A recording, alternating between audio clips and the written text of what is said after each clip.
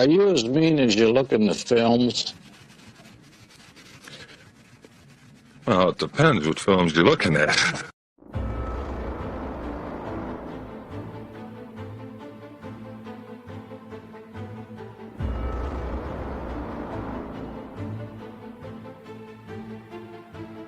They were a 7-8 team. That's why all the people now talking about them only being a 6-7 win team this year is insane. And it's asinine. And you guys are going to find that out. I don't even... We can talk about it all you want. Time's going to tell. Either I'm going to be right or I'm going to be wrong. Jordan Love could be great. Or he'll do what most QBs do in the NFL. Suck ass. Pump the damn brakes and get real, NFL and NFL analysts. The Bears are who we thought they were. That's why we took the damn field. Now, if you want to crown them, then crown their ass.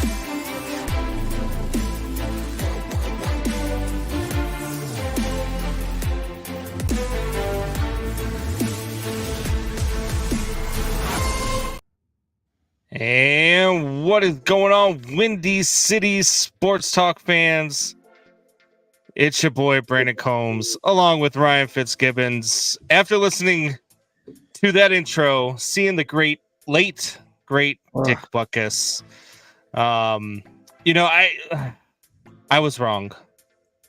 I was wrong about the Bears. I said either I'm going to be right or I'm going to be wrong.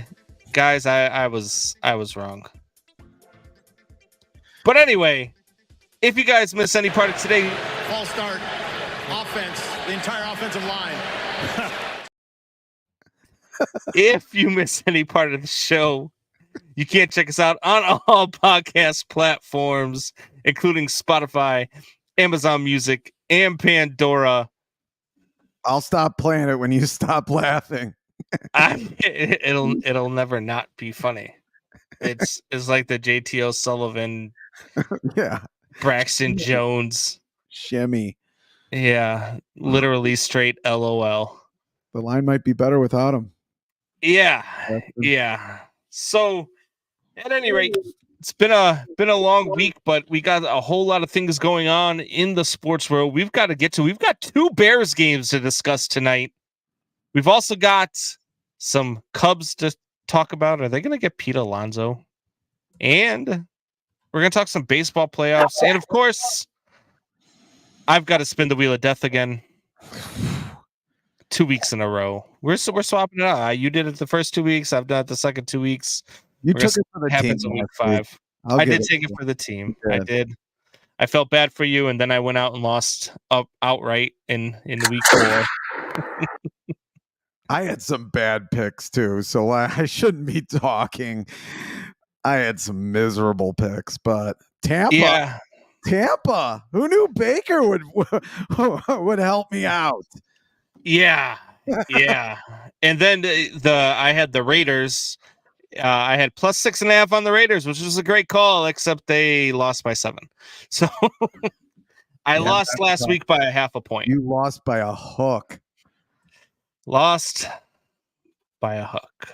As soon as I put this hot poker in my ass, I'm going to chop my dick off. But look, it's been 347 days. Yeah. Since we've had a show after a Bears victory. We got to win, baby. And it's Friday. It is Friday. We got to win. The Bears looked relatively good. Like grown-ass man punched him in the mouth.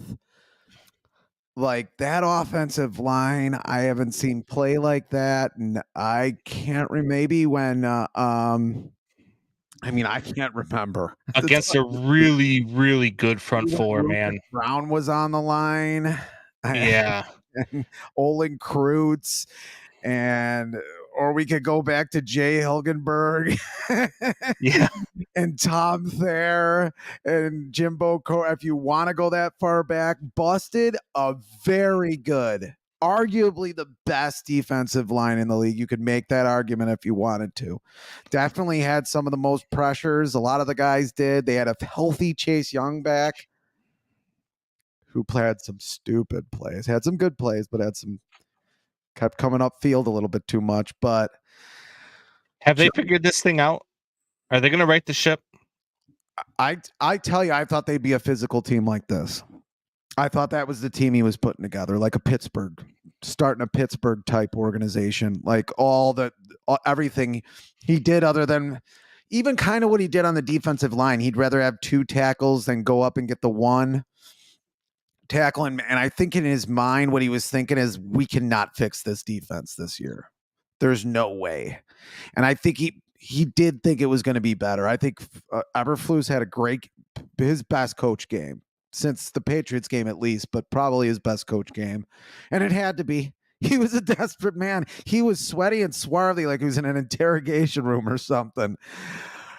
But I mean, it felt great. Watching them be able to celebrate felt great. And,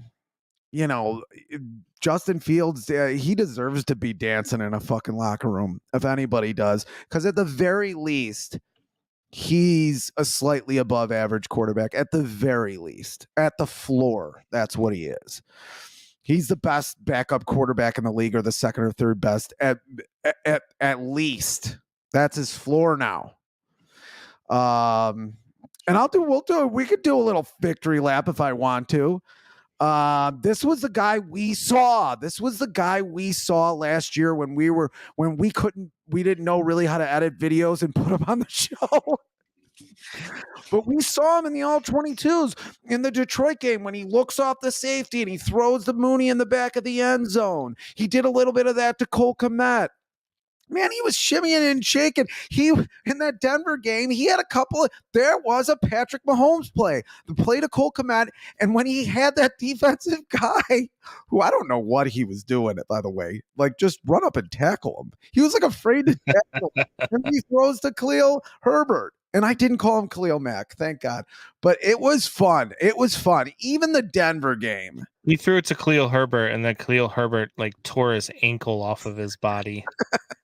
And then tried to come back into the game 3 plays later. And it was like he looked like old Yeller. You needed to take him out back and just put him down after he came back out onto the field.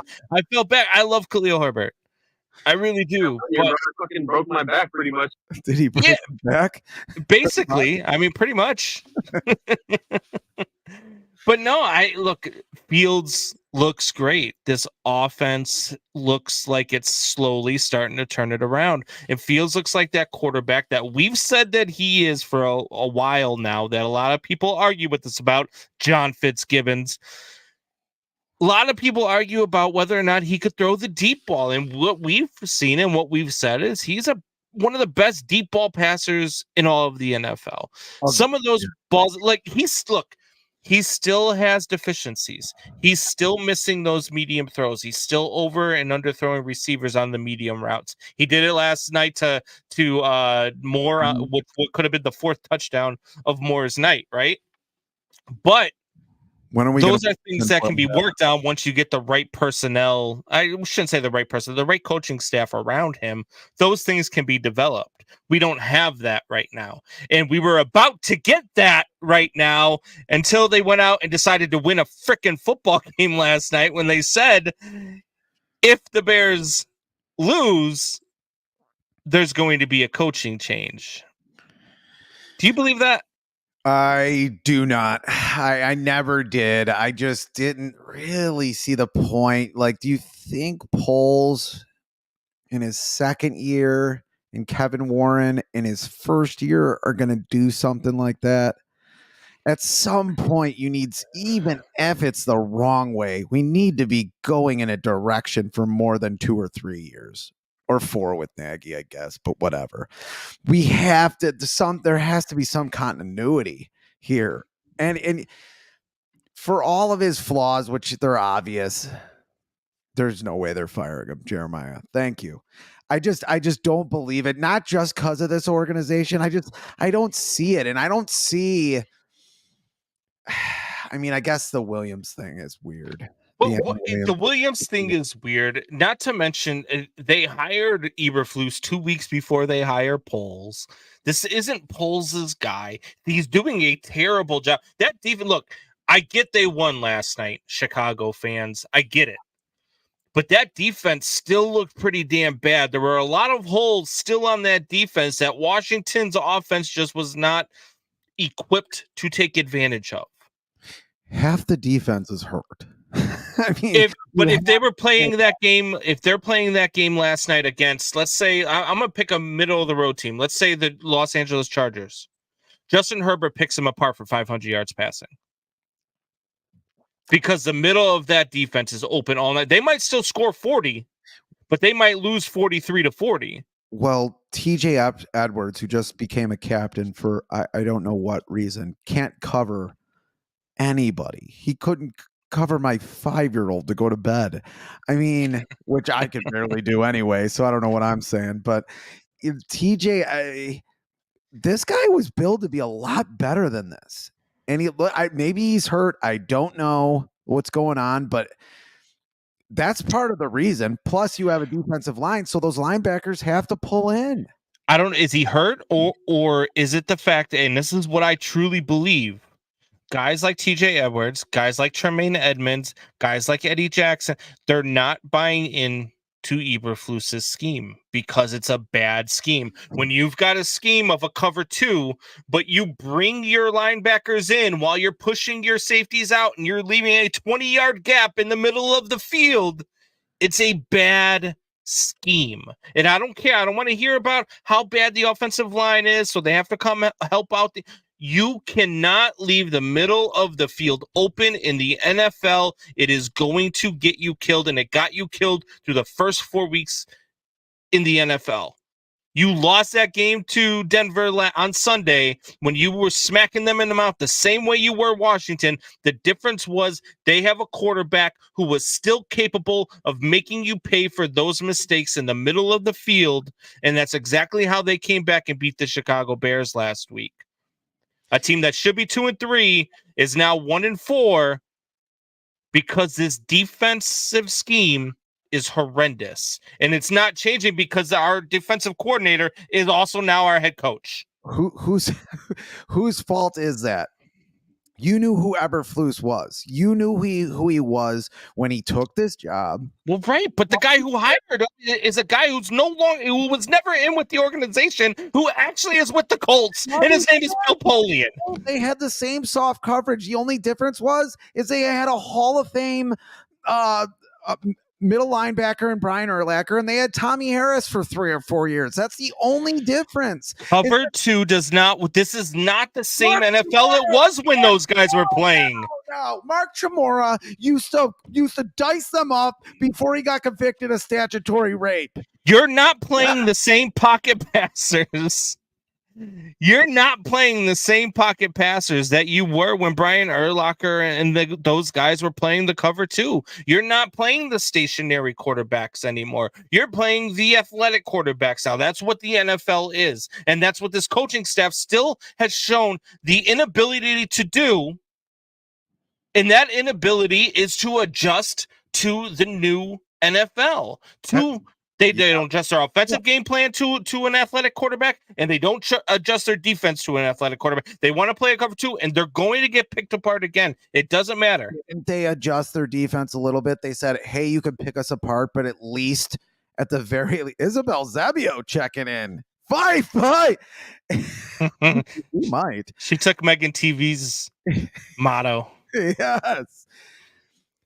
This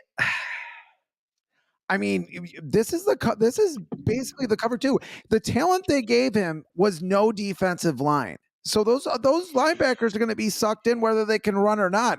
And why isn't Tremaine Edmonds, who you're given $18 million a year, why the hell is he not? Why isn't he a game wrecker?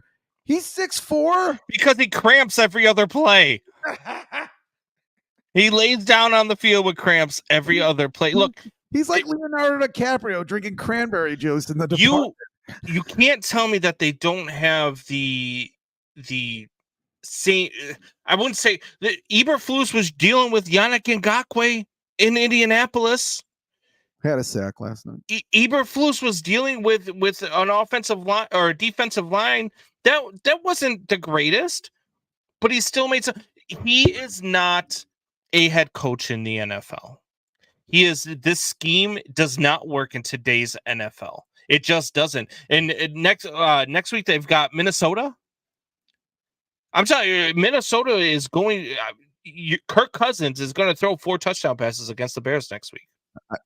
Yeah, I mean, but this is still, I'll keep saying this. This is the cover 2. This is what they play.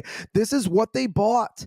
And then they didn't get him a 3 technique, and they trade away who right now is the best linebacker in the league, at least the best middle linebacker, whether you're, depending on whether you're playing a 3-4 or 4-3. Best linebacker in the league, Roquan Smith. They get rid of him and they bring in Tremaine Edmonds because they want a taller guy who they think could be better in coverage. And he doesn't do neither. So Fitz, answer me this question. If your boss comes for this defense, man, I don't know what else to tell you. You're in sales. If your boss or any of your of the people who whatever you're gonna say are buying from you, if any of those people say, look, Fitz, what you're doing right now doesn't work for us, are you going to say to them, well, this is what I am, this is who I am? Or are you going to say, okay, what do you need me to do to get better?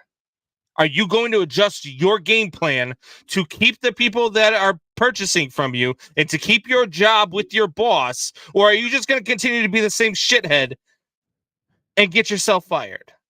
You have no idea what I do you? No, I'm kidding. No, I'm not. I mean, I'm definitely going to go where the money is. I'm in sales, for Christ's sake. I'm one slight level up from a lawyer. One sliver. And I get that. And he did change last night. Who is this Strowman, by the way? I mean, the guy was hurt for 3 years. What was up? Has some pedigree. Why? I mean, those questions should start. Or I forget his first name, but Smith, the guy that they drafted, had a good game before he got hurt too. And then they had the fullback playing safety. They really didn't have that, but pretty close.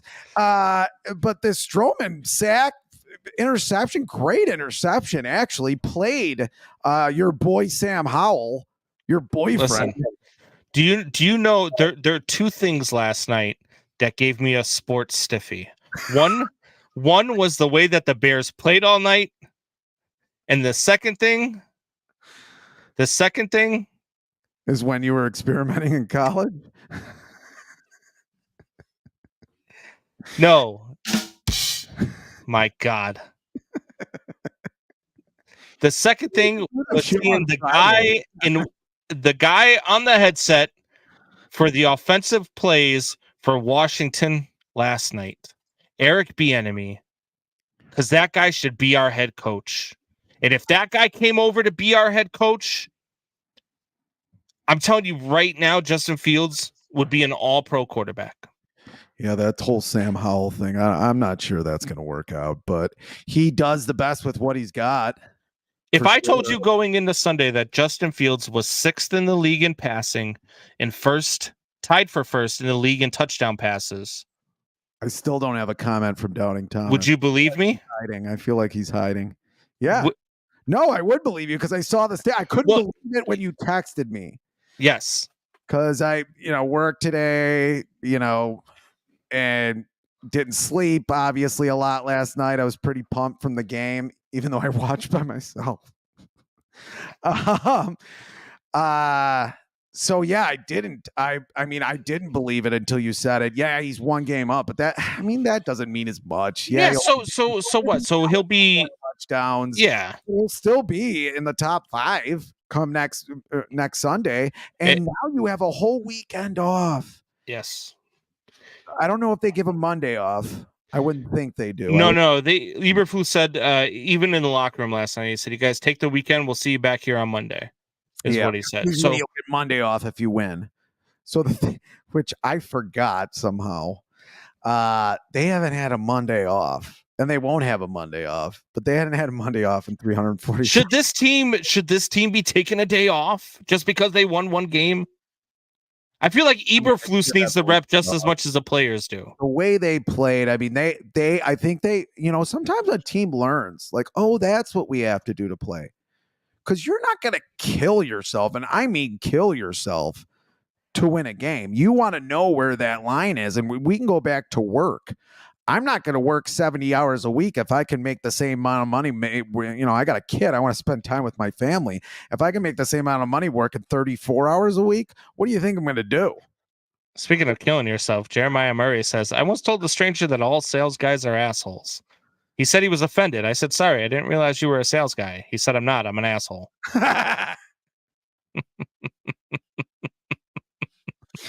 Another father and another dad. Wrap it up, guys. I know where you both live. Oh, God. About idea of where Jeremiah lives. I have no idea where he lives in his head.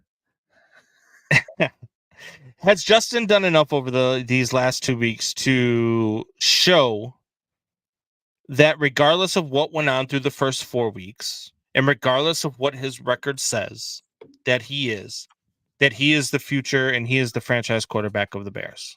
I give him basically an A in the Denver Broncos game. One thing that was on the defense. That was a terrible pick. He's got 40 seconds to go with no timeouts. What do you think's going to happen? And he got to add a receiver that cut his route short. Well, yeah. And then the fumble. Yeah, maybe he should have saw the defensive end cheating, but you don't throw a naked bootleg. You don't put a naked bootleg in there 5 times in a game. That's something you get away with maybe 2, maybe 3 times, and you think you're lucky stars you got away with it. He turns around, the guy's right there, and he tries to get rid of the ball. He's getting rid of the ball more. He's not taking as many sacks. Yeah, Jeremiah says it's 2 weeks, guys. I need to see. I'm tired of hearing that because you've already had a season. You saw what he was last year. You've seen what he is now, and through the first 4 weeks, you've seen how terrible the game plan was. You and Jeremiah stop playing grab ass, and can I answer the question? Wait, you want to be on the show? Go ahead. Yeah, I mean, I sort of agree with Jeremiah, but this is the same stuff we saw last. False start, offense, the entire offensive line. I'm only allowed to play that clip. How do you like it? We saw the same plays where he looks off a safety, where he goes to his first guy, he's not there, and then he knows he can look off that safety now. And there was plays in that Denver game, especially that Denver game he was even better in that Denver game than he was last night, believe it or not, where he's looking off a safety and a linebacker. And that safety and the linebacker, he plays them like, I bet he's a good poker player because there's no receiver behind those guys. So they're basically looking at him like he's going to throw it. There's no receiver. And then boom, throws to DJ Moore in the corner of the end zone. That play, there's not a lot of quarterbacks that can make that play. There's a lot of plays he did. The play, like we said in the beginning of the show, to Khalil Herbert, and then the play to Cole Kmet where he's playing, where he's. I think we have that clip, don't we? Where he looks off the defender in Washington last night? Is that what this is right here? I'm looking at something here. Let's play it. No, this is the good pass over the shoulder to DJ Moore. Great catch, but great pass. Look at this pass. This is anticipatory. This is what we've seen. He did a lot of this with Mooney last year, but he does look. He looks it in the middle of the field and then throws it. He's done this a lot over the last 2 weeks. He's done that a lot over the last 2 weeks where he's just made some passes that are they're on a dime. Indefensible. You cannot, for some of those things you cannot defend. It's like a really good slider or splitter in baseball. You just tip your cap like Hawk used to say. Can't believe I just quoted Hawk Harrelson, but there's nothing wrong with Hawk Harrelson, sir. I also mentioned Matt Nagy like 5 times a couple weeks ago. So Hawk Harrelson is a national treasure. He's in the Hall of Fame. He's the White Sox Harry Carey. Pretty much. A guy that was in the booth that probably shouldn't have been in the booth. Yes. That if you let him would have probably died in the booth. And I guess Harry Carey sort of did. He sort of did. I actually was just watching before we got on the show. I know you're going to call me a freaking nutcase for this, but I was watching the final game from 1997 that they were playing on there because it was Ryan Sandberg's last game and Harry Carey's last game, and they were doing a whole bunch of things. And that was when Harry Carey had the famous quote, "As sure as God made green apples, there will be a next season." Crazy. What? There's no other baseball on. What? There is baseball on, actually. There is not baseball on right now. There's no baseball tonight. We did earlier in the week. Yes. Weird, bizarre 3-game series where teams are cheering because they won 2 games in a row. I don't really get it, but okay. Thanks, Rob Manfred and your boy Theo Epstein. Look. Thank you, Epstein. We're going to get into that stuff, but before we... in their desire for faster pace of play, for more athleticism on display. He just wants action. Look. Where's my care package, Theo Epstein? Before we get into our baseball talk. Only baseball would have a 4-game gap when you play every fucking day. Okay, fine. You want to go to baseball? Let's go to baseball. I don't know. Let's not. We're going to get into some baseball tonight for sure, but I want to finish with the Bears real quick because there's a lot of things going on with this team. Look, I've heard for 4 weeks about how Justin Fields isn't the guy and how they need to trade him to the Jets or to the Falcons or to the 49ers or to this team or to that, all the crazy talk that I've been hearing all over the place. And now all of a sudden, all of that's turned around and like, we told you Justin Fields wasn't the problem. It's the coaching staff. Well, here on Combs and Fitz, we've been telling you that it's not Justin Fields that's the problem, that it's the coaching staff. So we've been telling you this from day one. We haven't flip-flopped on this. Do you still believe that at the end of this season, let's say they win 8 games. Let's say they finish the season at 8-9. Is Matt Eberflus and Luke Getsy back in 2024?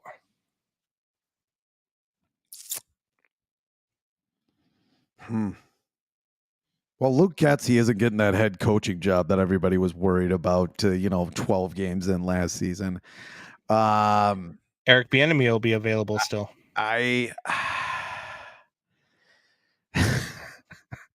This motherfucker. Doubting Thomas said, I just got home. Am I too late for the Justin Fields gangbang? Unbelievable. Mark Anthony over there. Who does he think he is? Yeah. Well, I mean, he has the gall to actually comment on that. This is the internet age where you could just comment and go, I wasn't home. Does he live in his mom's basement? Possibly. I'll ask you another question. I think, yes, they save their jobs if they're 8-9. I just think it's obvious. If they went 8-9, if you said in the beginning of the season they went 8-9, I just don't see how they get fired. That's a 5-game swing. If they show growth, it depends how they get to 8-9, really. Right now they're 1-4, so if they get to 8-9, if you're 8-9 and you're still averaging 23 to 30 points a game let up on defense, and you're a defensive-minded head coach, how in the world do you keep your job? And I'm not saying what should happen. I'm saying what's going to happen. I just think you need. How can that happen? Continuity, man. Here, I mean, yes, I think Eberflus should be fired. I think that's pretty obvious. He's way beyond his depth. I'm not going to sit here and advocate for him. Seems like a pretty decent guy. I don't like really talking about people getting fired, especially in, whatever. Fuck that, fire him. Obviously seems like a good guy. 1 second. I gotta do something here. Come on, bud. Fire him twice. I gotta say. Oh, he would fire him. Good night. Good night, dude. Ask him if he would fire Matt Eberflus. Do you want to fire the Bears coach? He said yes. Yes. See? How does your son know more about sports than you do? Because he watches football. You watched the game, didn't you, with me? Love you, bud. And he watches the game, and even he knows Even he knows. Yes, even he knows. Isabel Zebio, Aiden, I'm your biggest fan. How do you know my son's name? No. I was going to say, either that's a family member or you have a stalker. One of the two. But I mean, yeah, I think at their 8-9 they win the game. I think he keeps his job. Yeah, I think he probably does. Who am I asking if they want more Hatchimals? Is it Aiden or is it Matt Eberflus? He probably wants more Hatchimals. The way he takes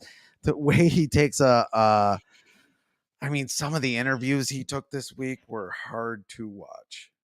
I felt almost sorry for the guy. And I know the organization puts him in a bad spot. Urlacher was on with a couple stations saying, isn't this the organization? You've had 4 coaches in the last 11 years. You keep churning these guys out. Like, what is going? I mean, well, here's the problem. We don't have football people making football decisions. No. We've got George McCaskey bringing in Bill Polian before they bring in a GM to hire a head coach.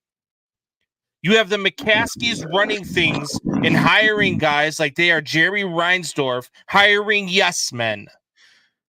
That's all that they've done for 40 years now. It's going on 40 years almost since we've won a Super Bowl, and won a Super Bowl. Been 40 years since we've actually been a consistently relevant franchise.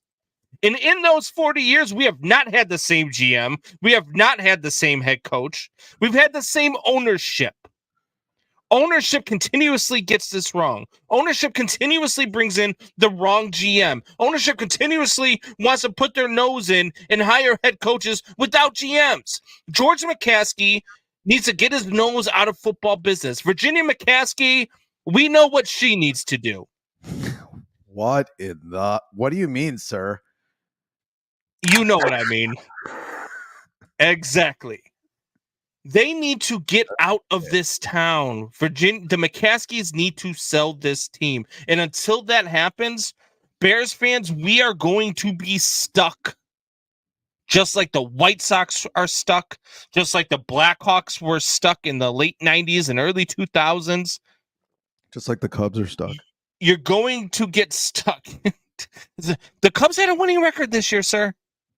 Something we can't say about the Bears. Who's going to be their manager next year? Who's going to be their manager? Who's going to be their manager next year? False start. Offense. The entire offensive line. Too early in the show. At any rate, you ready for Fitz gibberish before you piss me off anymore? I was born ready. Welcome to Fitz Gibberish, everyone. Thanks for listening. It's a diatribe. It's a conspiracy. And yes, it's even an island in the middle of unapologetic. And I think we were pretty accurate today, but most of the time it's inaccurate. I'm going to fight Jeremiah. Jeremiah Murray says, I think Combs should marry Virginia, become next in line. That would be glorious. I mean, if I get to own the Bears, I mean, it's just a couple of cobwebs. That would be glorious. Anyway, this is my time. I think being mean is a way to get yourself excited. It's almost like being mad. It's like hating a fella.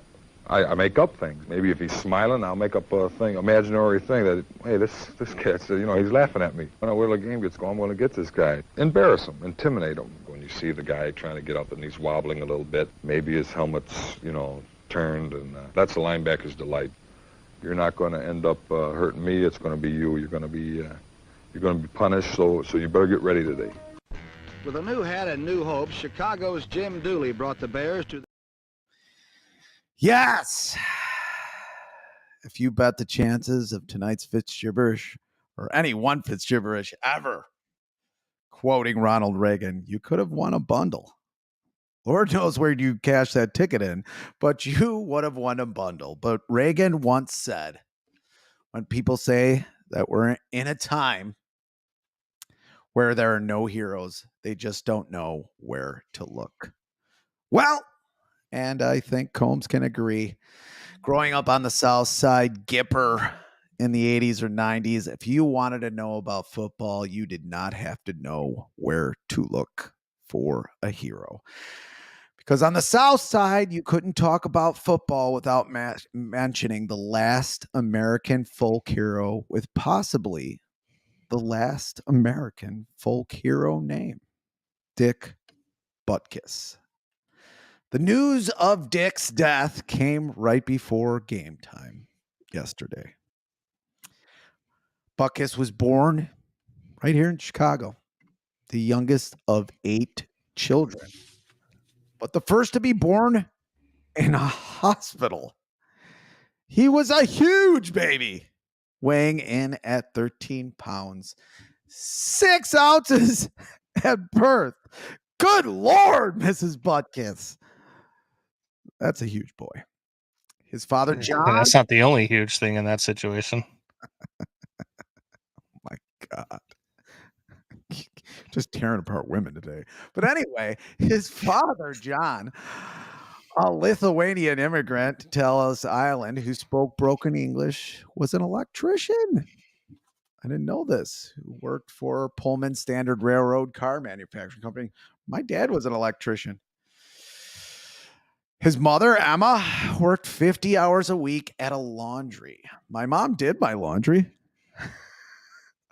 Butkus grew up in the Roseland neighborhood on Chicago's South Side. He was a fan of the Chicago Cardinals. Let's bring back a South Side football team. And then we don't have to talk about this team anyway. And attended their games at Comiskey Park. He was ours. Unlike any sports hero in Chicago history. So it was fitting when he went right ahead of Gale Sayers, third in the draft, to the Chicago Bears. He acquired the status of hero or legend, not with constant highlights or tributes, even though there were those, not by TikToks or a girlfriend whose popularity does not match her talent sitting in a skybox. You know who. But mostly by good old-fashioned passion, hard work, and what we used to call word of mouth. As kids, we got to do something today's kids hardly ever get to do. Fill in the rest of the story with our hearts and our imaginations.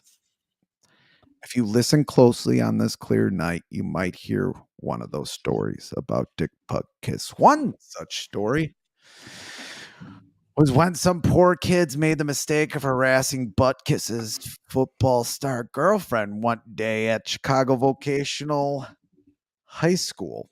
Butkus was in full pads for practice on the field when he noticed 4 guys giving Helen Eisenberg, who ended up being his wife, a hard time.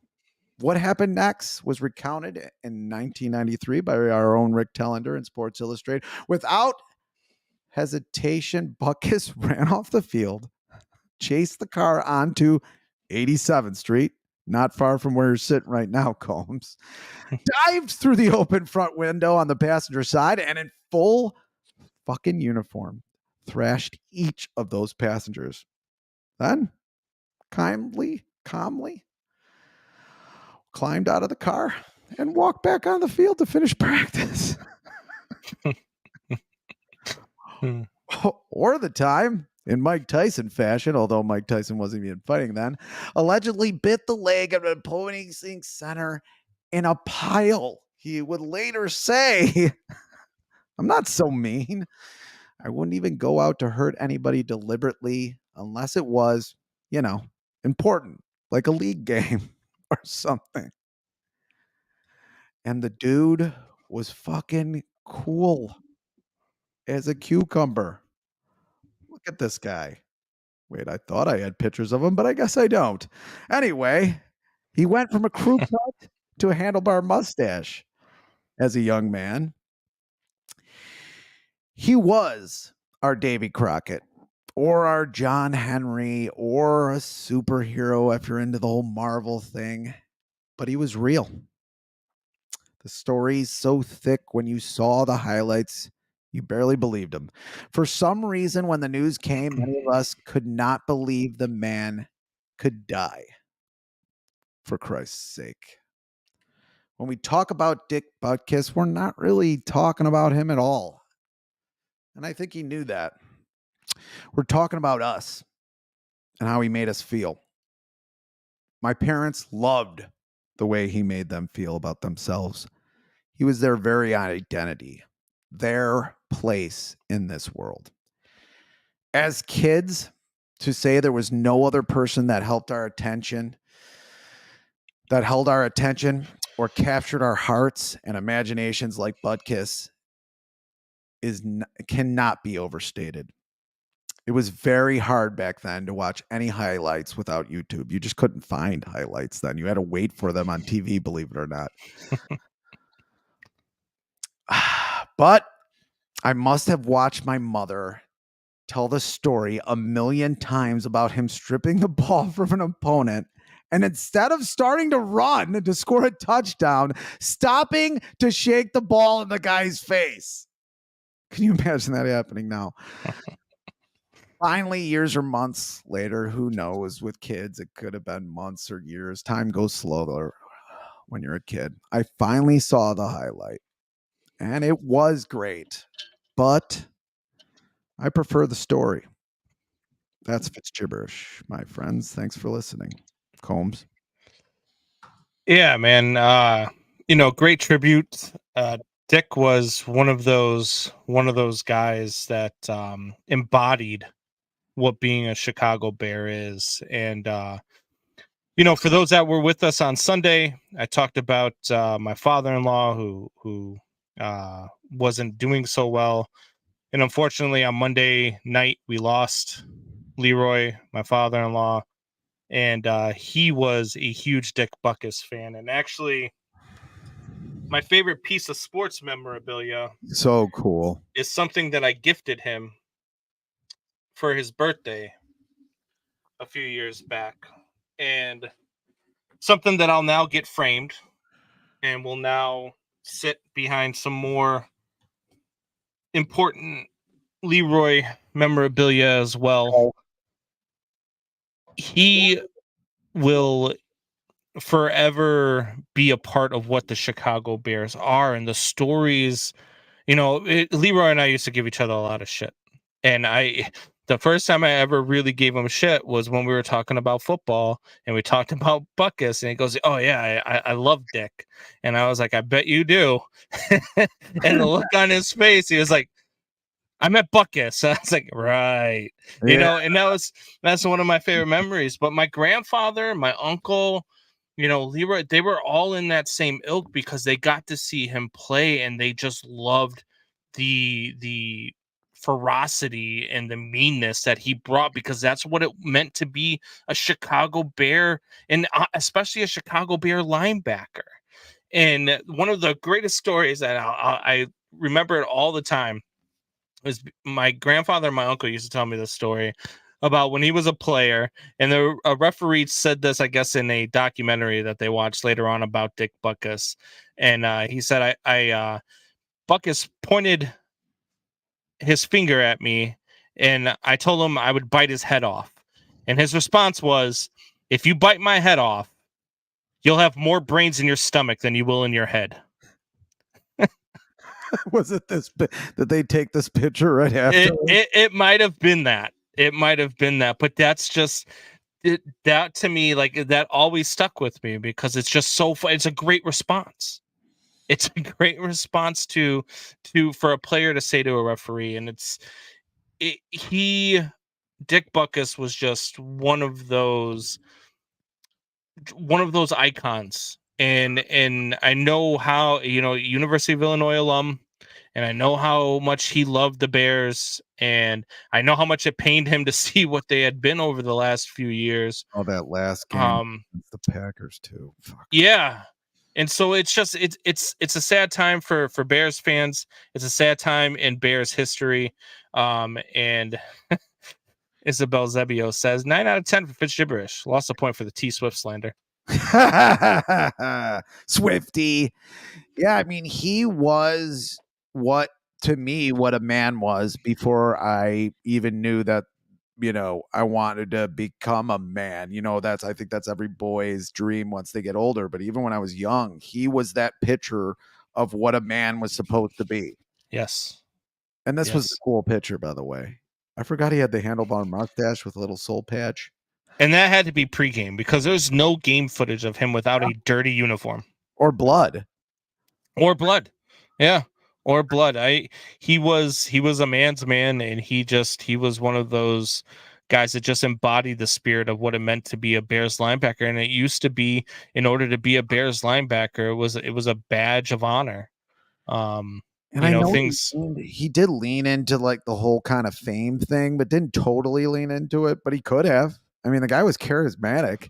Like in every interview you see of him, could talk well, never lost it. Yep. I mean, never really had any signs of CTE, which is amazing. Maybe he gave it out more than he got. Well, he also he was a big proponent of studying that type of stuff. He wanted to study, he wanted to come up with a cure for CTE. He was a big proponent of studying the medicine surrounding CTE. And he was just one of those guys who just never left the game. And he was amazing for sure. So, certainly a tough time for Bears fans. Figure in our lives, but go on. Yeah. Bears fans lost one of the greatest of all time. And so, thoughts and prayers definitely go out to his family, as well as I'm not sure whether or not this was expected. It seemed unexpected just because he was just at the Illinois game a couple weeks ago, walking with his cane and Bears Packers game. Yeah. Yeah. You didn't see anything. So it was just, and even if it was expected, it's still tough to handle. Which Agreed. I'm definitely understanding right now for sure. Yep. So, but anyway, great Fitz gibberish. I give you a 10 out of 10, especially with the T Swift slander. As Jeremiah Murray points out, if T Swift played a televised concert and they put football highlights between every song, the Swifties would get pissed too. True. Perfect analogy. True. Perfect analogy. Jeremiah. Stop. Jeremiah gets a 10 out of 10 for his comment. Stop messing with my knees. Say it once. Stop it. The problem when you try to get tough like that, Fitz, is that we know you. Stop. So it's not very scary. I'm gonna hide behind Stephen A. Smith, a 60-year-old black man. But anyway, Joe Boo, we've been talking a whole bunch of baseball, and it's you text me the other day after the Twins won their series. We'll call it a series because technically they play 3-game series all year long to get to the playoffs. So I'm not necessarily against them playing a 3-game series in the playoffs because that's how you get there, especially in the wild card round. But you feel like the playoff format should be different. You don't like this. I absolutely do. Like we've talked about this before, but I guess I love hearing myself talk. That's why I have a podcast. So I'm going to say it again. When they did the collective bargaining agreement, the reason why the season was so tight in 2022, why they started a little bit later. What one of the big things when they talked about that was teams like Pittsburgh, which actually had a decent team this year, why they can just be bad. It is better than the 1 game. Okay, 3 games are better than we understand. But when they did the collective bargaining agreement, the big thing, at least back then, it probably still is a pretty big thing, is the length of one was the length of the season. One was that teams like Pittsburgh can just sit back and lose games and get luxury tax money from the rest of the teams that are paying over $220 million, whatever Stupid. luxury tax is at. So they receive that money. What happens basically is, I think it's like at 220, maybe it's at 230, wherever it is. Look it up, Downing Thomas. Whatever it is, if you go over that cap, it used to not matter. The luxury tax was like nothing, and they didn't even There wasn't even news on it, but it quadrupled a few years ago and then doubled again. Now you go over that luxury tax and you're basically paying for other teams to buy players, maybe even players you want, or to do whatever they want to do with the damn money, maybe pocket it like Pittsburgh or like the Cincinnati's or a lot of teams can do. Why not shorten the season and penalize those teams and not give them 81 home games a year anymore? Bring it back down to 154 and then lengthen that series. Yeah, it could be a 5-game series. You could have 5-game series then. Why do you have a division winning team? And yes, I think you're right. Maybe they should go away from divisions, but they haven't yet. But why do you have a division winning team maybe getting kicked out of a playoff by a team that didn't even win their damn division? I mean, I just don't get it. Well, if you're the Texas Rangers and you're the 6th seed with 98 wins. Sure. I get that. I get that. That might have to be adjusted too. That's a different conversation. But you lose 2 games and you're out of the playoffs.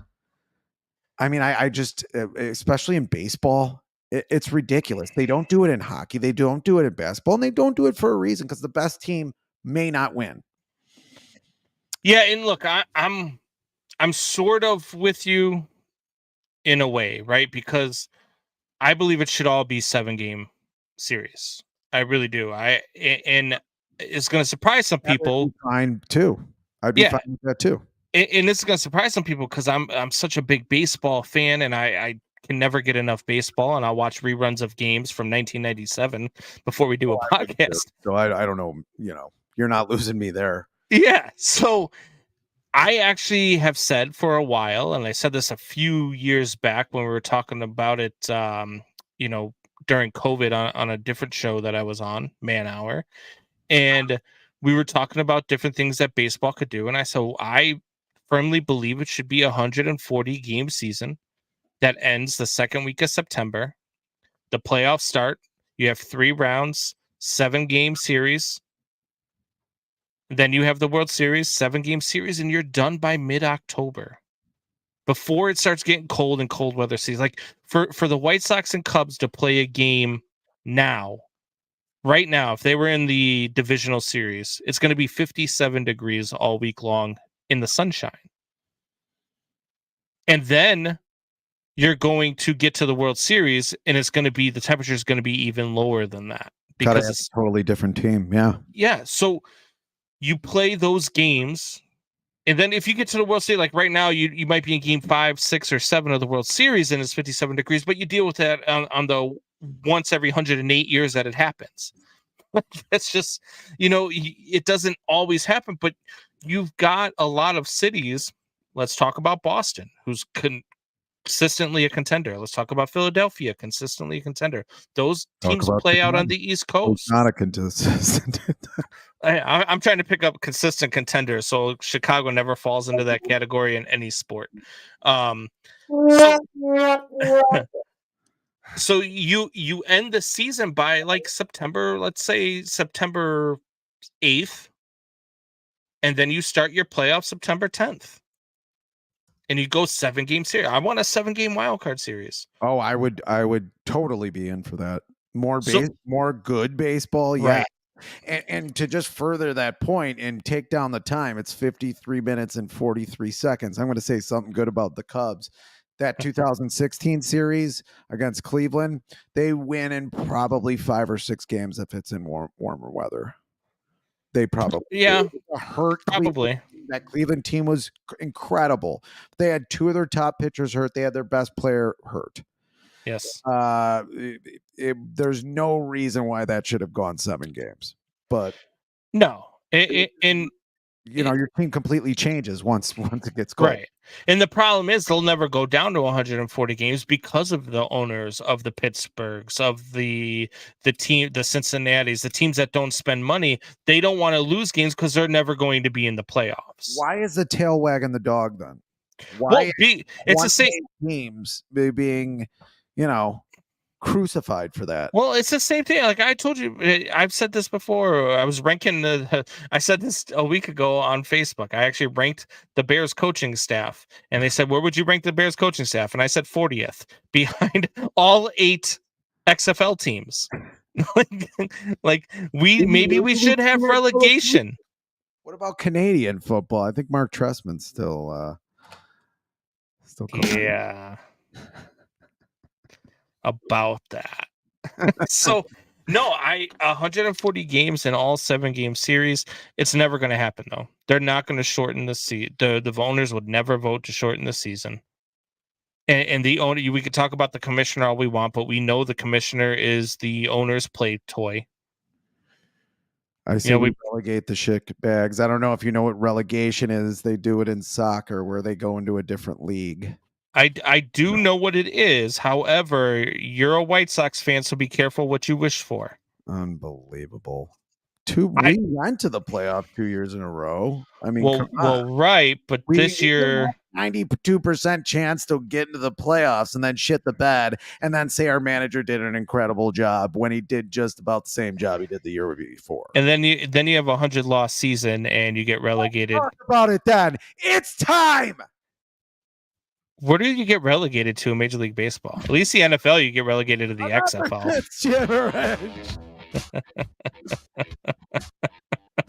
It's your own personal nightmare. David Ross. I mean, there's no other time. I mean, we don't have much time left in the show, so you're not going to filibuster this whole time and not talk about it. What? Jed Hoyer comes out and says he did a great job. What do you want me to say? He said it. And you're going to come on this show and you're going to do a U-turn and say, oh, well, I kind of, they did. They did the same thing from June until October last year. They did the same thing this year with a better team. And our own Doubting Thomas, who I secretly hate and maybe admire, came out and said their expected win percentage would have had them close to a division win, at least in the playoffs. There are managers in this league that have win percentages over that expected win percentage. Listen, you could have told me that you better walk off. You could have told me that your entire mission of this show was going to be to piss me off. Pretty much. And I could have taken the night off. Hey, fucking minute is. Look, the Cubs bringing back David Ross, and I am not doing a U-turn. The Cubs bringing back David Ross is a dumb idea. The fact that Jed Hoyer is saying that David Ross did a great job really makes me question, and I like Jed Hoyer a lot, makes me question about how much about baseball Jed Hoyer really knows. Because when you are consistently throwing, and I'm going to say it again, Jeremiah Murray, Nick Madrigal into the lineup, and then when Nick Madrigal goes down, you're going to put in Miles Mastrobuoni, and you're going to leave in all these guys while you're leaving guys on the bench like a Chris Morel, who is a freaking storm starter in your lineup. You're going to leave him on the bench. And then you talk all you want about, oh, well, they didn't do enough to go ahead and get him bullpen help at the deadline. That's fine. But just like I talk about with the Bears, and I don't want to hear about any lack of talent, put guys in position to succeed. Same damn thing. When you've got a guy that you trade for at the deadline, who you said you didn't get any bullpen help for, and who comes on your team and has a .73 ERA heading into a game in which you battle back from an 8-0 deficit, and you bring in a guy, instead of the guy with a .73 ERA, you bring in a guy who hadn't been good for 3 freaking months. It boggles my mind that anybody can say that David Ross is doing a good job. I love David Ross as a person. I love what he did for the 2016 team. He will forever have a place in Cubs history, and he will forever have a place in Cubs fans' hearts. He does not belong as a manager right now. He needs to go sit behind a veteran manager and learn how to make the right calls at the right times, because he does not know how to do it. And the fact that they are going to leave Joe Girardi in the booth, another position where another guy that they have in a spot who is terrible.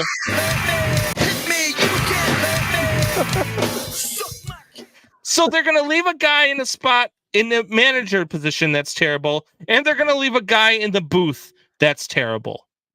When if you swap them around, Ross is gold in the booth, and Girardi is gold as a manager. It makes too much damn sense, and for the Cubs not to do it is going to piss me off. However, they might ease that pain a little bit with a trade. A trade that has been highly talked about. No, we're not done. No. You want to piss me off more? I'm done. You want to turn to if they make a trade. How dare you, sir? We don't kill people on this show. Yeah, we do. Oh, okay. I'm just saying. We don't kill people under the age of 73. I'm talking about. I haven't even given my 2 cents on Ross. You don't have 2 cents. By the way, that was pretty good. Take a bow. That's definitely going in the demo clips. Yeah, it should. All I'm saying is you don't have to come out and say he did an incredible job. You don't have to do that. I mean, do you? You do not have to come out and say he did an incredible job. You don't. No, you could be honest, and you should be. You don't even have to be honest. You don't have to say anything. You could say, yeah, we're keeping him.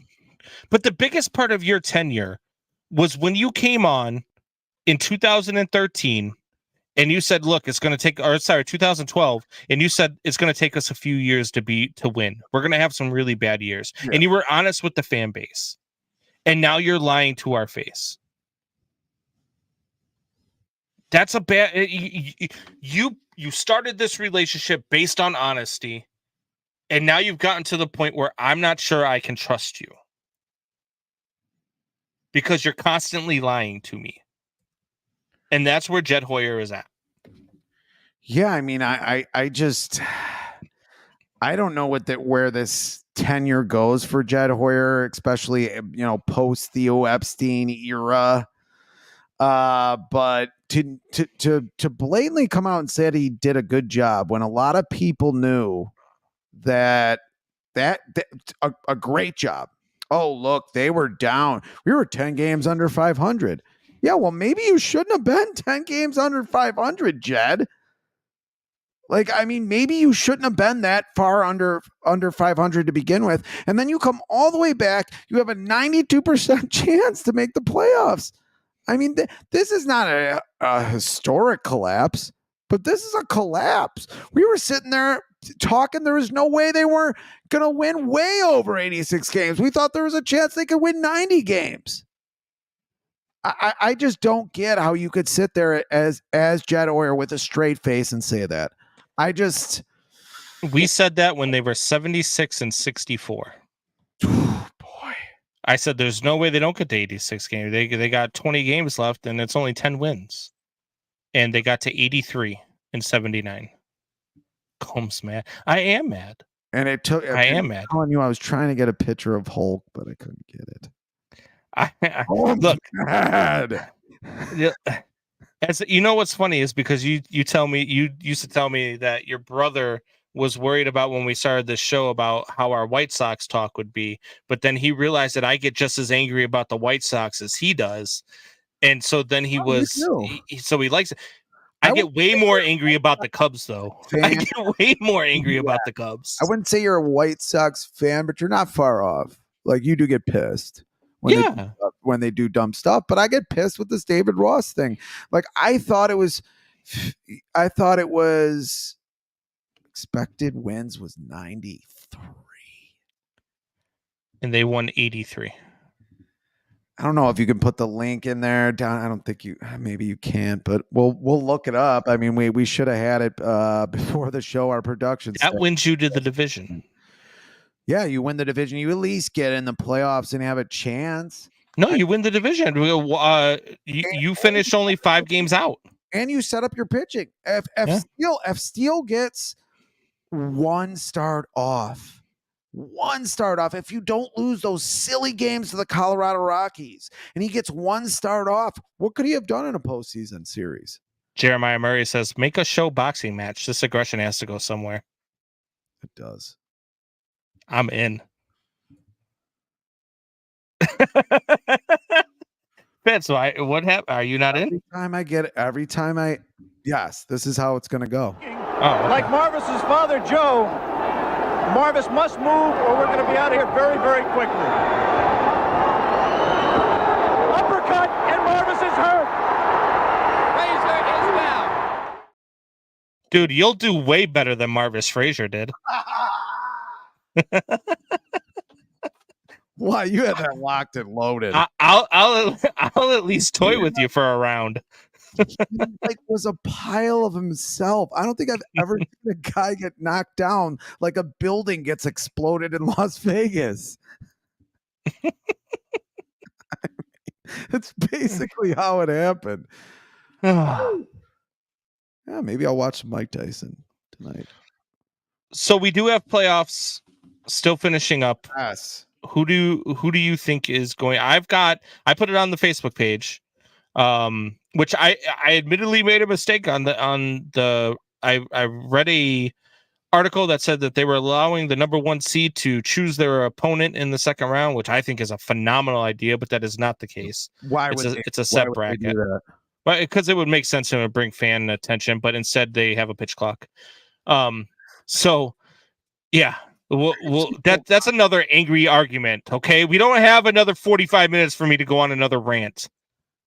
But anyway, I made a mistake, so I corrected it, and I still have the same World Series. I still have Texas over Philadelphia. I have to read this. This is the same sport that cries it can't grow the audience, and we're still blacking out games. Yeah, but I know you want to go on to. You have Texas winning it all? Is that what you said? I do. I have Texas beating Philadelphia in the World Series. I think that Texas is just that team. I think they've got decent enough pitching, even though their top 2 pitchers are out with injury. Scherzer actually Bruce Bochy's cigarette. Well, they've held off on their divisional series round, and they actually think Scherzer might be ready to pitch in the LDS. So if you bring Scherzer back, I'm definitely picking Texas to win. So against Scherzer. Me neither. Remember that series? I think it was 17 with the Cubs where he had he pulled his hamstring and he changed his windup. Yeah, like a day, and almost pretty much dominated the Cubs. Cubs ended up winning like 2-1 or something like that, but basically dominated the Cubs. Changed his windup. No, I got I actually have the Atlanta Braves. I'm going out on a limb with them, seeing that they're the best team in the league. I've got the number 1 seed winning it all. Yeah. So that team's just fun to watch. They are. My Tampa Bay team, loses 2 games and they're just out of the playoffs, which I think is ridiculous. Yeah. We didn't even talk about that. My Tampa Bay team. But I mean, they didn't score. We didn't even talk about the Dolphins getting Chase Claypool. Do we care about that? No. Well, map right now. We already knew it was a bad trade, but you're going from you gave away basically the guy for a 6th-round pick just to get him out of your organization less than a year after trading him for the 32nd overall pick. So yeah, I mean, what do you like about Texas? I guess we'll start there. I like everything about Texas. I like their lineup. I really do. I think that they've got one of the more explosive young lineups in the game. They can score 10 runs on anybody, on any pitcher in the league. They're going up against Baltimore. Baltimore is young. Look, Baltimore won 101 games this year. They're probably better than what I'm giving them credit for, but they're still young. I think that this is a good start for them, but I think Texas wins this one. I think it's going to be a 7-game series. I did pick it in 7, but I got Texas winning, or I'm sorry, a 5-game series. So I got Texas winning this one, and then beating Houston. And then I got Philly beating the Braves. I got the Diamondbacks beating the Dodgers, and then the Phillies beating the Diamondbacks. Where are you at on Dusty Baker? We've never had that conversation, and then we'll get into the Dusty Baker. Well, he's the Astros. You saying that Texas is going to beat the Astros? He's the Astros manager. Should at least have that conversation. What do you want me to say about Dusty Baker? The guy couldn't manage a bullpen in 2003. He couldn't manage a bullpen in 2003. Or I'm sorry, not 2003, 2007 and 2008. 2003. No. That was Lou Piniella. Lou Piniella was 07 and 08. Dusty Baker, yeah, you're right. I had it backwards. It was 03. So you're not going to bet against Dusty Baker, but Texas, they do have a young arm, Dane Dunning. Got traded to get Lance Lynn, but I mean, it was a good trade by both teams. I think they got a guy who had a terrible year and was developing as a rookie for a year and a half, and then became good. The Sox got Lance Lynn when they were ready, when their window opened, but good pitcher there. I think Texas has a good team. They obviously have a great coach, manager, whatever. But I don't believe in Texas. I think it's too much flash in the pan. And I think the same thing with Baltimore on that side. I think the Astros have a good shot. Tampa never had significant talent, plays in Chuck E. Cheese parking lot. Chuck E. Cheese parking lot. Yeah, they basically do. But you know what they do, Jeremiah, is they innovate year after year. They're years ahead of this league. There's already teams. We're already talking about that teams that don't have starters. Are you okay? Bullpens coming in. We're already saying that when Tampa did it, we said they were crazy. Are you happy with the White Sox in 10 years?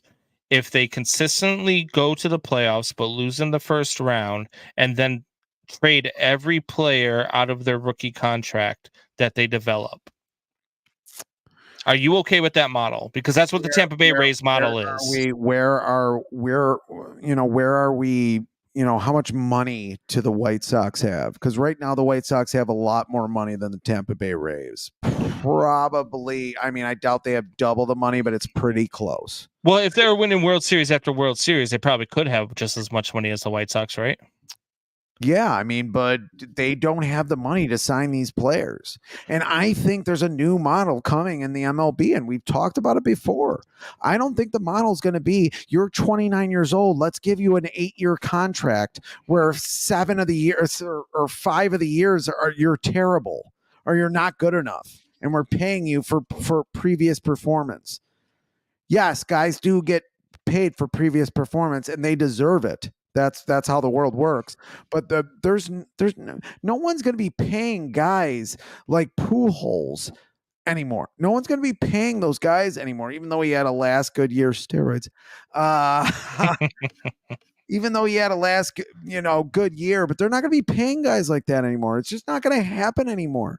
These relievers are so good now. The pitching has beat. Let's talk about this for at least a couple of minutes before you get tired and want to take a nap. Let's talk about this for a few minutes. Pitching has beat hitting. Like, it was always pitching against hitting, and then pitching has once again beat hitting in Major League Baseball. It's killed them. And what we have with relievers now, where you're bitching because they didn't bring in a reliever quickly enough when Justin Steele didn't have it in the 3rd inning, when you could say that because of all the relievers that are out there, the hitting is losing. The average batting average for the entire league last year was 241. Well, the Blue Jays lost a game the other day, I believe, because they did that same thing. I mean, they took Jose Barrios was dealing in Minnesota and had thrown 48 pitchers, and they went to the bullpen, and then their bullpen just got rocked. Yeah, that was an interesting game. I mean, I don't understand why they did that. Jose Barrios is kind of a mercurial player. He kind of goes up and down a lot. Saw a lot of him when he was with the Twins. But when that's the problem with analytics now in this game. is that analytics is causing managers, and I believe David Ross is a victim of this too. Analytics is causing managers to make decisions that their eyes should be telling them not to make. Cost Ricky When your guy is 48 pitches in the third inning and nobody is sniffing him, run with him. And then if he gives up a couple of hits, you got guys on first and second, sure, bring in a bullpen. But let him pitch. Yeah, I just brought up Dane Dunning.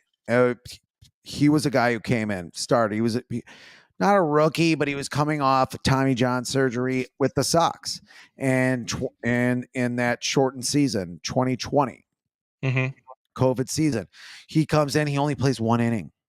And that lost Renteria's job. And then they keep bringing matching people. They brought Rodon in, who was coming off an injury. They brought all these guys in, and they lost the game. And they were much better than the Oakland A's that year.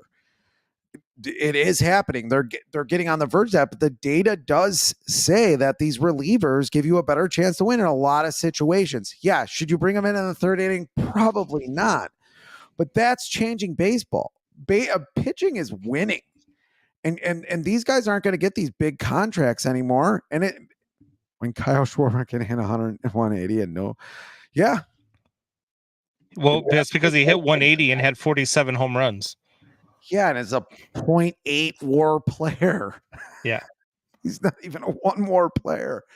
Yeah, I mean, baseball's going in a different direction now. I don't think it's going in this direction where we think like, oh, yeah, they can give this guy a big contract and they'll get this guy. And, I think Pete Alonso would be great for the Cubs to get. If you want to, let's go down that trail. I think it'd be great because it's only 1 year with him. But if you're going to sign him to a 5-year contract, I just don't think that's smart anymore. You're talking about Pete Alonso?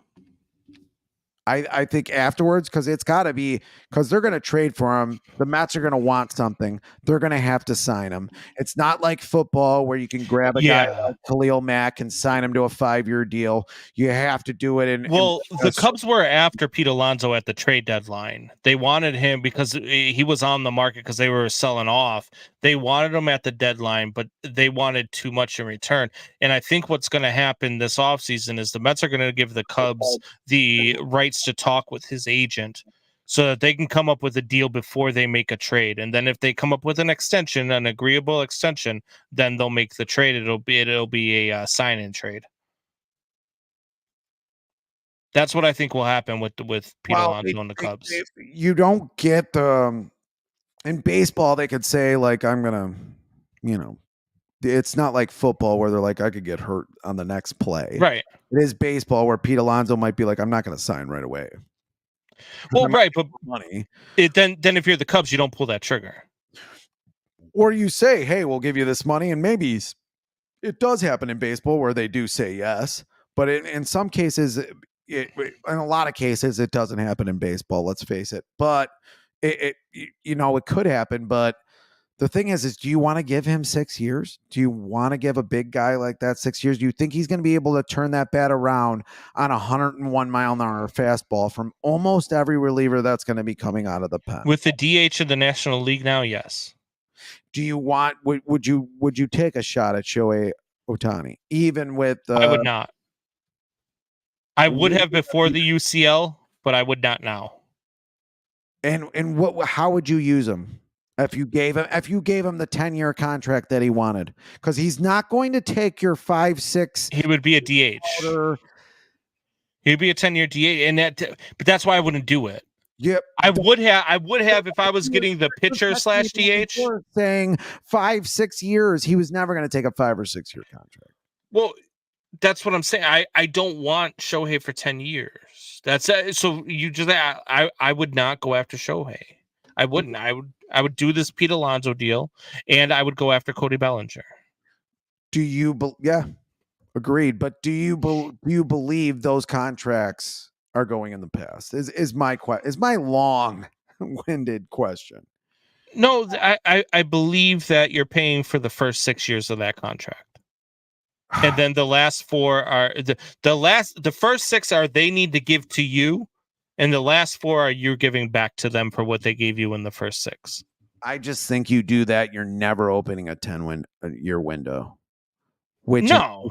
That's what I want. I want a 10-year. You're opening a 6-year window. Nobody has a 10-year window. The Dodgers maybe have a 10-year window. The Braves look like they are going to have a 10-year window. No. He certainly has had quite a 10-year window. I think the Braves have a 4-year window right now. I think they're going to be great for the next 4 years. Until 2029.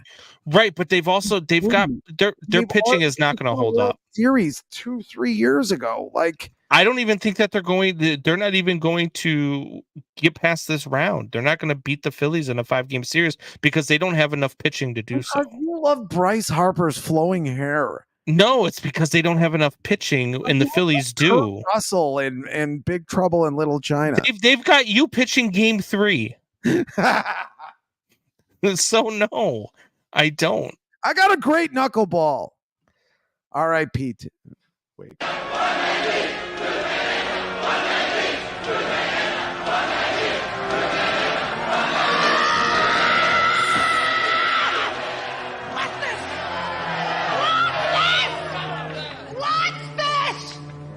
You think I don't know the law?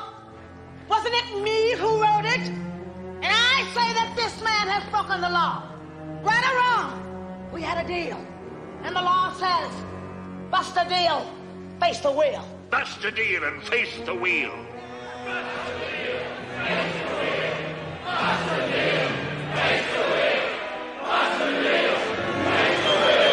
Bust the deal. And like Mel Gibson, I'm gonna have to face the wheel. Is that Mel Gibson similarities stop or? Last week you beat me 9-8. I lost by a half point. We were tied going into that Raiders Chargers game.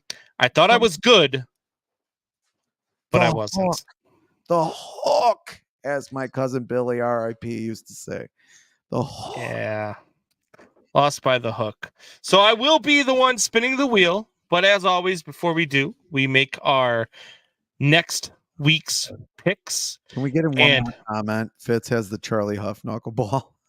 Charlie Huff knuckleball. Tim Wakefield, man, what a sad story. 57. Yeah. Really liked his game. Really respected it. Yeah, great pitcher. It's been a baseball story. Like a unique baseball story. Like just absolutely any other way and tries it with a knuckleball. Like that's a story that only happens in baseball. That's why it's our favorite sport. So absolutely. So we're gonna continue to give you a chance. We're gonna keep it against the spread because that's the only way you can beat me. Come on, just. We've got the Jaguars. Are we doing ESPN? Yeah. We're doing ESPN. We've got the Jaguars versus the Bills in London. Jaguars staying there for a second week in a row, which actually may play in their favor. Going up against the Buffalo Bills, traveling to London. I believe they left on Thursday to get there today. So they had a couple of days. But the Jaguars have been there for 2 weeks now. Buffalo's a 5.5 point favorite. Who you got? Buffalo going to London against your boy, Trevor Lawrence. He's not my boy. I called him a bust, and I still believe he's a bust. Yeah, even in that game last week where he played well, he did not look like Justin Fields. Like, come on. Yeah. Can you send me the link for this? No. I think the Bills have turned it around. I'm going Bills. I am going Bills as well. That 30-point victory versus Miami, they're going to be high off of that. Jaguars being in London may actually play to their disadvantage being there for 2 weeks. They've been partying in London all week. So lots of bars, and that's pretty much the only thing to do in London. So I'm going to go with the Bills, and I'm going to give up the points. Then we come back to the States, and we go to the Mercedes-Benz Stadium in Atlanta, Georgia, where the Atlanta Falcons are a 1.5 point favorite, not a whole lot of points, versus the surging Houston Texans. Desmond Ridder. Your boy. Mm-hmm. I hate to keep saying that. You know what? Like I say a lot, I don't always do that, but most of the times I do this. I'm going to go quarterback, even though I did not like this guy coming out of the draft. Shows what I know. I'm taking the Texans away, baby. Yeah, I'm taking the Texans as well. Plus 1.5. I like CJ Stroud a lot, so much so that I picked him as my picked him up off the waiver wire after week 1 and to like be my backup at Bourbon Street. Yeah, to be my. I did not like him at Bourbon Street, but he's proven me and you wrong. So we're both on Houston. We're both on Buffalo. Now we've got the Panthers coming to Detroit as a 9.5 point dog.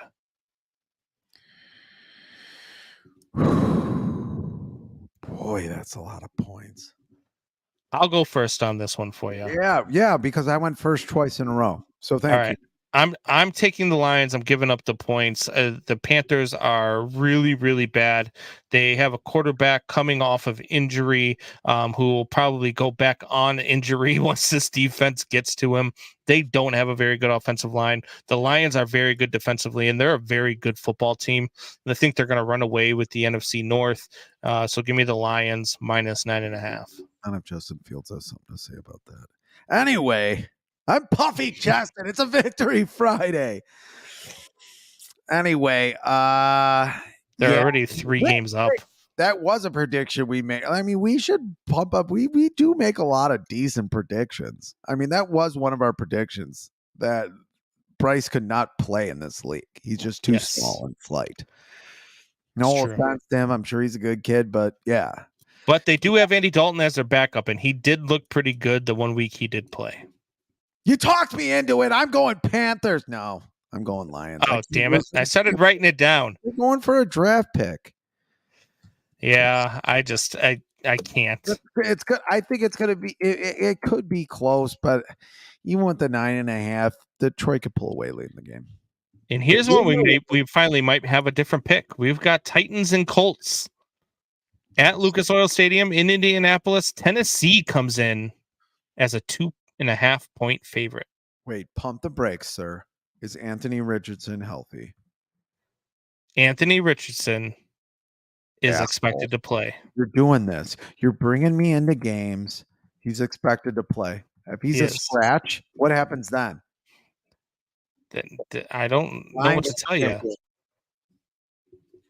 Tennessee's a 2.5 point favorite. What do you want me to do? If Tennessee's 2.5, take the favorite if you want. If you're worried about injury, what happens if Jared Goff's arm tears off his body and you pick the Panthers? Yeah, in the beginning of the game. But if they what if Ford Field collapses on the Lions sideline and they have to give the Panthers a victory?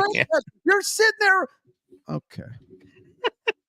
Lots of yelling this week. Titans 2.5 point favorite over the Colts. I will take the Indianapolis Colts and the points. Because you know Richardson's going to play somewhere in that weird mind of you when you're watching the paint dry championships on ESPN Ocho. Inside information. Yeah. Is Tannehill playing? Yes. He has 788 yards passing, 2 touchdowns, 4 interceptions. Didn't I say that Justin Fields could be the next? He's not going to be the next Ryan Tannehill. I'm going with Colts too. I'm sorry it took so long. Colts plus 2.5. Damn it. All right, now we got Giants versus the Miami Dolphins. The Miami Dolphins are a 12.5 point favorite in Miami. Dolphins, I'm done. You're taking the Dolphins and you're giving up the points. Yep. Even though they had a bad game against Buffalo, this could be their. All right, guys, let's tighten it up. God, Miami's such a tough place to go into. I'm going with the Giants, though. Whoever said that? It's a sneaky place to go in and play. You know, they have the the visitor sideline is always facing the sun at a 12 o'clock game. This motherfucker who comes over out of the covers to make a comment. CJ Stroud is the best OSU quarterback in the league. 4 games in. Shut up, Doubting Thomas. Okay, I'm sorry I cut you off. You're fine. I'm going with the Giants plus 12.5. I do, like I said, it's a sneaky place to play because of the visitor sidelines being in the sun in that Florida heat. It's going to be 88 degrees and humid in Florida. It's a tough place to play for visitors to come into. But I will say 12.5 points is just too much for me to give up in the NFL. Anthony Richardson is, and they're not playing the Broncos again. Well, I'd rather lose by 12.5 than lose by 1. Yeah. Well, by a hook. At any rate, by a hooker. This game is a game that you're going to lose because there is no line on it. It's an even pick'em game. Oh, Saints are at New England. Prostitute. Straight up. I already have my pick written down. Derek Carr is healthy. Derek Carr is not healthy. He's questionable. So your boy's going to be in there. I know who you're picking already. It's just very hard. I'm taking New England. You're taking the Patriots. I am going with the New Orleans Saints. I think the New Orleans Saints are a better team. Go with the Patriots anyway. I was going with the Saints anyway because of the Saints defense. To me, is just so good. I think they're going to wreak havoc on Mac Jones. I've been a believer in this defense all along. I drafted their defense in like 3 of my 7 fantasy league teams. Yeah, you were a believer in them after they bottled up the juggernaut that is Zach Wilson. I was a believer in them when they traded for Jameis Winston. We're going to be doing these picks. The games are going to start. The Ravens versus Steelers. Ravens are a 4-point favorite in Pittsburgh. Who you got?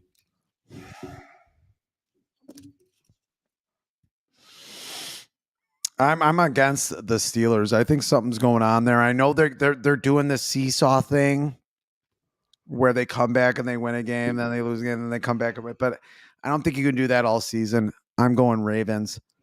Let's go Lamar Jackson. I am going with the Steelers. Absolutely. I don't pick against Mike Tomlin as a home dog. I don't do it. Whether it's Kenny Pickett. I'm going back in the tape.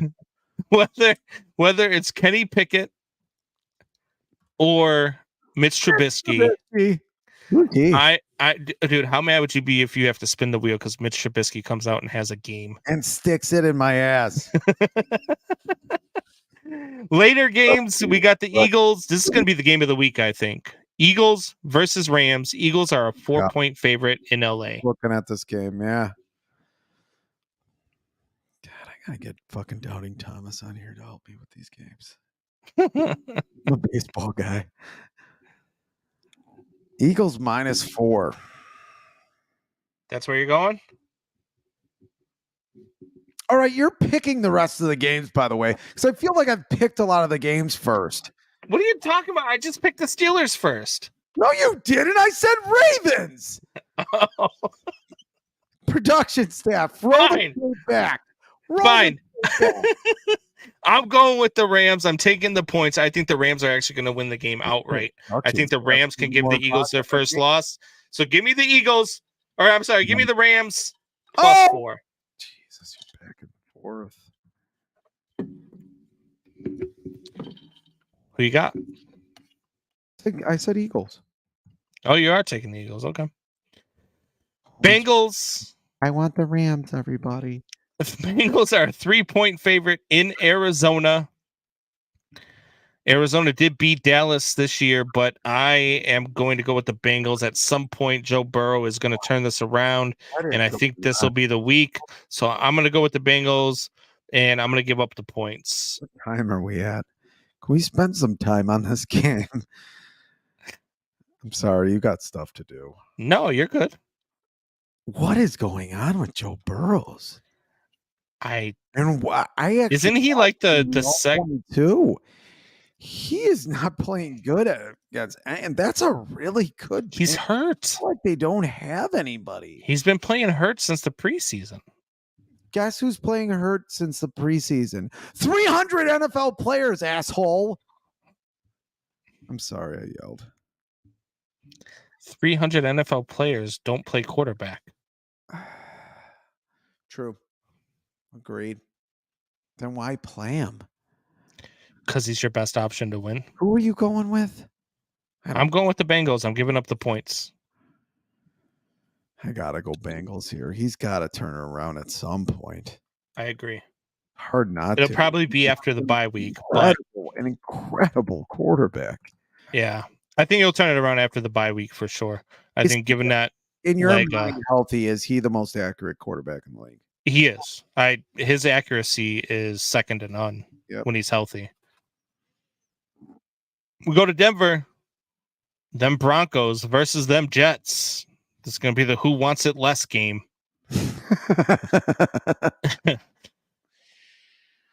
Russell Wilson has thrown for over 1,000 yards already, has 9 touchdowns and only 2 interceptions. However, the Broncos are 1-3. He's been good. Like people are like, he's back after the Bears game. It's like he was kind of good, mainly the Their leading receiver is Marvin Mims Jr. with 9 catches and 242 yards,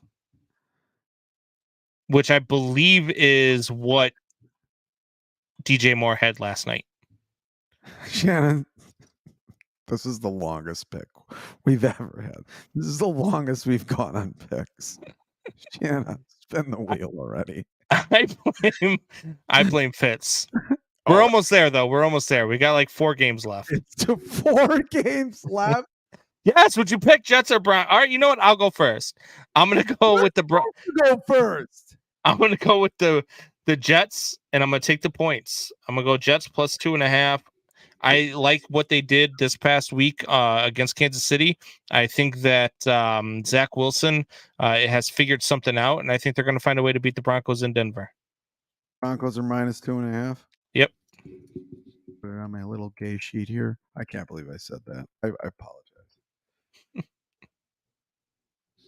I take the Broncos. Broncos minus 2.5. So then we've got the Chiefs and the Minnesota Vikings. Kansas City comes into Minnesota a 3.5 point favorite. Who are you taking? Kansas City. Screw the Vikings. Taking Chiefs minus 3.5. You're taking the Chiefs too. I already got it down as both. I am taking the Vikings plus 3.5 points. Son of a bitch. Where is my horn sounder? How do I not have one? I'm taking the Vikings. I think Justin Jefferson and Kirk Cousins. It's the closest. I think they keep it close. I think that Kansas City does win in the end, but I think it's only by 1 or 2 points. Cowboys versus 49ers, a Sunday night game in San Francisco. Game. 2 of the best teams in the NFC. Cowboys at 49ers. 49ers are a 4-point favorite at home. God, I don't trust Brock Purdy. I still don't. You first. I'm going to go first. And the greatest clip that I saw this week was Christian McCaffrey hurdling a guy and going into the end zone. And then it was a clip from the Longest Yard movie where Stone Cold says, "That's how a white man runs the ball." Christian McCaffrey is a beast. He scores touchdowns. Brock Purdy, you better keep his name out your mouth. 1,000 yards, 5 touchdowns, and no interceptions. 49ers remain perfect. They're the best team in football. Give me the 49ers minus 4. I'm not going to say it as well as you. You're like bordering stuff now. You're like doing it. Like you're really committed. You're like going to school and you're like really. Yeah, I can't go away from San Fran here, unfortunately. And I just hate the Cowboys. I do too. Then, speaking of teams we hate, Monday night, the Raiders are a 1.5 point favorite at home versus Jordan Love and the Green Bay Packers. We're both taking the Raiders. Yes, we're both taking the Raiders. I will never pick the Raiders. I will never pick the Packers, even though I have to do a show with a cheese head on. We have to have Ludwig on for that too. All right. So it is time for me to spin the wheel. As Shanna says, would you spin the wheel already? We're going to go ahead and spin the wheel. And I am going to spin the wheel 3 times again. See how it goes. Here we go. Spin number 1. What would my fate have been if I chose to spin once? Jeremiah Morney, is it amazing how McCaffrey is mysteriously never hurt? He's hurt all the time. Ooh, I would have had to donate $20 to Fitz's sports betting account. Well, it's probably good because I probably would have wasted $20 because he can't bet to save his life. I drive to the casino. I can't have an app, man. Daddy's got an addictive personality. So it's agreed. If I land on that one, you're donating $20 to my account anyway. Pretty much. And you're betting for me. All right, perfect. Ooh. Oh, I'm glad that one was that one. Hand over your social media account for 24 hours. You be playing right into my hands. I know. Is creativity. That has to be your punishment. That's all I got. If I get that punishment, I'm gonna be in trouble. All right, final spin. Here we go. Next week we will be doing these punishments live. Yeah, we're gonna the Fitz compound. We'll be doing these punishments. We'll catch up with all of them. So make sure you're tuned in next Sunday. Oh my God! Yes. Oh, Nicole is so ready for this. You should bring Michelle. Actually, my God, this is awesome. This is awesome. This is awesome. Awesome. That 1 year, bro, I fucking broke my back pretty much. I will have to pick a portion of body hair My dick off. to be waxed. You know what's the worst part about this? Is that this is the one punishment that you were scared of. This is the one punishment when we made this wheel and we came up with the punishments you said you were scared of. Well, I said I wasn't going to do chest hair. So you're like, anybody part because there's some deep-rooted stuff there. Basically under your shirt, and then there's a sweater. So sorry for my wife. Jeremiah says, I think Michelle should get to pick the which portion. Yes, no. Yes. No. Yes. No. Yes. Absolutely not. Shut up. Oh, this is terrible. This is terribly great. I cannot believe it was that. Oh my God. Which part is it going to be? Let's not leave everybody. My balls. No, I'm just joking. Oh it's I don't know yet. I'm gonna have to Google this and find out which part hurts the least. How are your tan lines looking? You look white like a ghost. Oh my God. Off a pretty hot summer. This is bad. All right. You're loving this. I'm not hating it. I'll tell you that. I'm not hating it. This should be interesting. Next week is gonna be nuts. False start. Offense. The entire offensive line. All right, guys. With that, it is time to get out of here. We will be back next week on our normal day on Sunday, 10 o'clock in the morning from the Fitz compound, where we will be doing all sorts of punishments that we have to do. God, this is going to be bad. Outside, bro. Oh, God. I don't even like when Michelle tries to pluck my eyebrows. Oh, my wife does. I have this eyebrow. My God. she plucked it once. It sounded like a guitar string breaking. Oh my I god! thought she was pulling it from my freaking from my Abdullah. Oh my god! This is gonna Oblongata. suck. All right, let's. No, it's one strip, Jeremiah. One strip. Well, we could do that in one strip. No. You shut your mouth. We're getting out of here. All right. Goodbye.